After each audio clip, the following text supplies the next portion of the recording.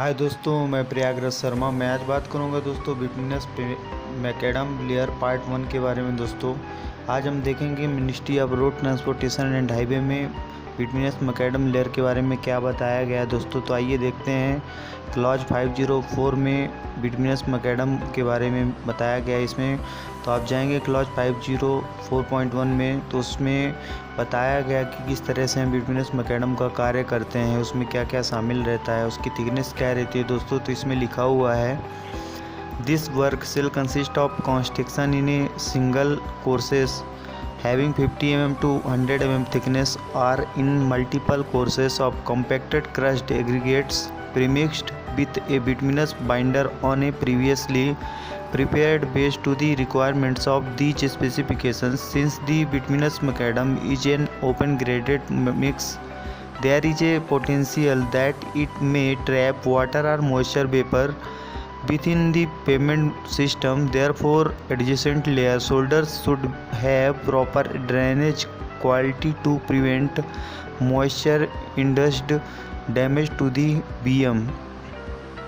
तो दोस्तों इसमें कहा गया है कि जो हम बिटवीनस मैकेडम का कार्य करते हैं, तो इस कार्य में 50 mm से 100 mm तक मोटाई वाले सिंगल कोर्स में निर्माण किया जाएगा और इसमें इन विशिष्टताओं की आवश्यकताओं के लिए पहले से तैयार बेस पर बिटवीनस बाइंडर के साथ प्रीमिक्स किए गए कॉम्पैक्टेड क्रश्ड एग्रीगेट के कई कोर्स में निर्माण किया जाएगा। तो इसमें ये सभी चीज़ें शामिल होंगी। और चूँकि बिटवीनस मैकेडम एक ओपन ग्रेडेड मिक्स है, जो बिटवीनस मैकेडम यूज करते हैं वो एक ओपन ग्रेडेड मिक्स है, तो इस बात की संभावना है कि ये पेमेंट सिस्टम के भीतर पानी या नमी वाष्प को ट्रैप कर सकता है। जो भी पेमेंट सिस्टम का निर्माण हम करते हैं, तो उसमें जो वाटर है, पानी है या नमी है, तो उसको वाष्प को ट्रैप कर सकता है। इसलिए इसमें आसन परतें शोल्डर में बिटवीनस मैकेडम को नमी प्रेरित क्षति को रोकने के लिए एक उचित जल निकासी गुणवत्ता होनी चाहिए दोस्तों। इसके बाद देखेंगे दोस्तों कि इसमें हम कौन सा मटेरियल यूज करते हैं बिटवीनस मैकेडम बनाने के लिए। तो आप देखेंगे क्लॉज 504.2 में मटेरियल्स के बारे में बताया गया है। इसमें 504.2.1 में बिटवीन के बारे में बताया गया है कि the between shall be viscosity graded paving between complying with Indian standard specification for paving between IS 73 or as specified in the contract. The type and grade of bitumen to be used would depend upon the climatic conditions and the traffic guidelines for selection of bitumen are given in table 500-1।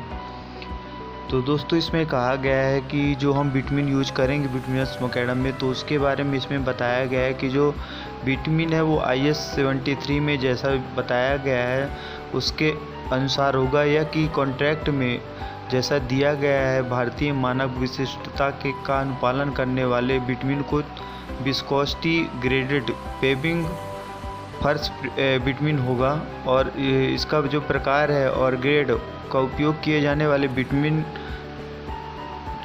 ये जो depend करेगा उसकी जलवायु परिस्थिति और यातायात पर निर्भर करता है कि हमको किस ग्रेड का बिटवीन यूज करना है, कि विस्कोसिटी ग्रेड का बिटवीन यूज करना है, किस प्रकार का बिटवीन यूज करना है हमको बिटवीनस मैकेडम लेयर में।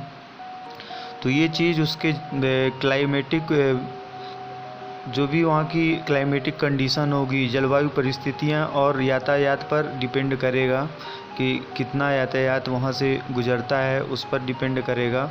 और बिटवीन के चयन के लिए दिशा निर्देश जो है वो टेबल 500-1 में दिए गए हैं कि उसके लिए जो भी रिक्वायरमेंट्स है बिटवीन के लिए वो टेबल 500-1 में पूरी तरह से बताया गया दोस्तों। तो उसमें आप देखेंगे तो पूरी डिटेल्स मिल जाएगी।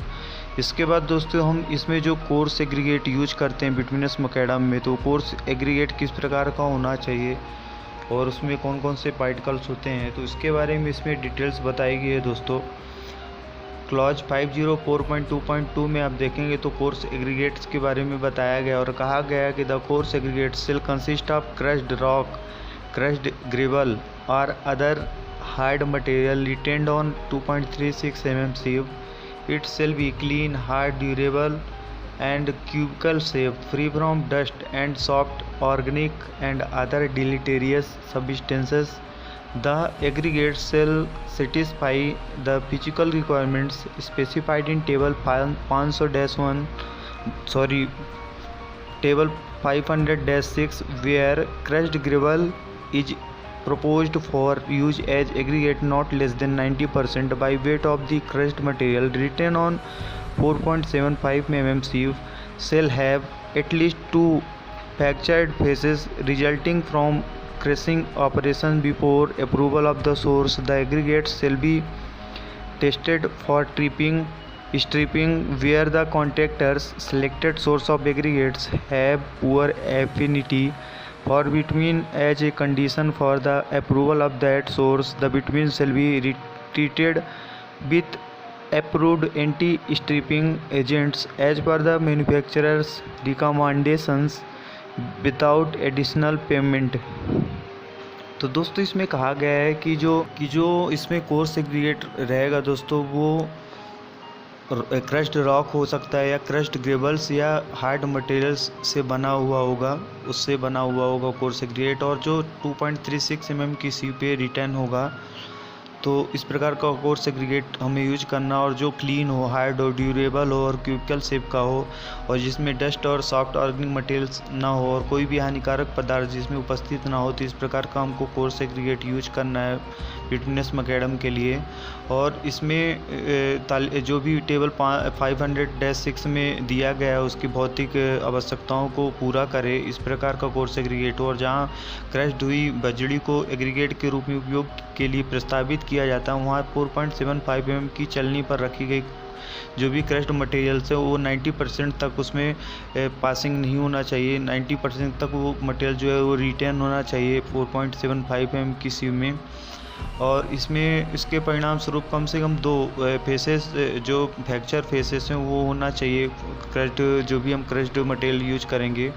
और उसमें जो सोर्स अप्रूवल से पहले एग्रीगेट का स्ट्रिपिंग का परीक्षण किया जाएगा, और जहां ठेकेदार के अनुसार उसमें एक शर्त के रूप में निर्माता की सिफारिशों के अनुसार अतिरिक्त भुगतान के बिना बिटुमिन को अनुमोदित एंटी स्ट्रिपिंग एजेंटों के साथ माना जाएगा। और जहां भी ठेकेदार के जो भी एग्रीगेट ले रहा है ठेकेदार, उसमें उसके सोर्स में बिटुमिन के लिए वो ख़राब पाया जाता है, तो उस सोर्स के अप्रूवल के लिए एक शर्त के रूप में जो भी मैन्युफैक्चरर होगा वो रिकमेंडेशन के अनुसार, उसके सिफारिशों के अनुसार अतिरिक्त भुगतान के बिना बिटुमिन को अप्रूव्ड एंटी स्ट्रिपिंग एजेंट के साथ उसमें परीक्षण किया जाएगा कि उसकी स्ट्रिपिंग वैल्यू चेक की जाएगी।